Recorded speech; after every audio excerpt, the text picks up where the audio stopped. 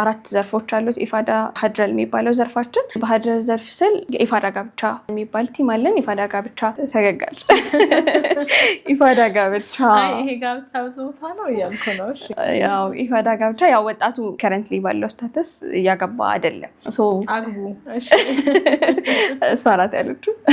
እኛ እንደ ኢፋዳ ብለናል፣ በሚገባ ብለናል። እንደውም እኛ ያለው ኢፋዳ ውስጥ ላለው አባላቶቻችን ይሄ ኢፋዳ ጋብቻ ያልኩሽ ዘርፍ የሚሰራው ማግባት ፈልገው ስራ ያላቸው የራሳቸው ሀያታቸውን መምራት የሚችሉ ማስተዳደር የሚችሉ ሰዎችንና ሁለት የሚዋደዱ ሰዎችን በማጣመር የመጀመሪያ ይሄ ሰው ለመነሳት ነው የሚከብደው አይደለ? ኢኒሻል የሚባል ወጫቸውን ከቨር ለማድረግ እየሰራ ነው ያለው። በዚህ ዓመት 3 ጥንዶችን የመዳር እቅድ አለው በዚህ ዓመት እና ኢኒሻል የሚባለውን ይሄ የሚያስጨንቀውን የቤት ቁሳቁሶችን እንደዚሁም ደግሞ ሌሎች የሚያስፈልጉትን ነገሮች በማሟላት ወደ ሀላል ያለውን ጉዞ ለማቅለል ይሰራል ኢፋዳ ጋብቻ ያልኩሽ።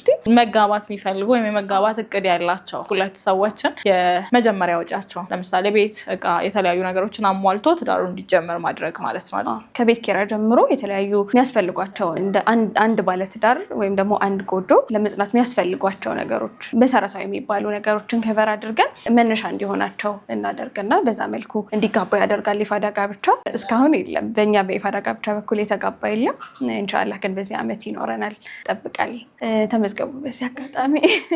ለኢፋዳ አባላት ብቻ ነው ወይስ ተመልካቾች የሚመዝገቡ ወይስ ቀድሞ አባል ይሆናል? ከረንትሊ አባል ቢሆኑ ነው የሚያዋጣው። ልትዳሩም ትችላላችሁ። ሌሎች በርካታ ስራዎችን ይሰራል ኢፋዳ። ወደ በኋላ ላይ አባላት እንዴት ይቀላቀላሉ የሚለውን እናነሳለን።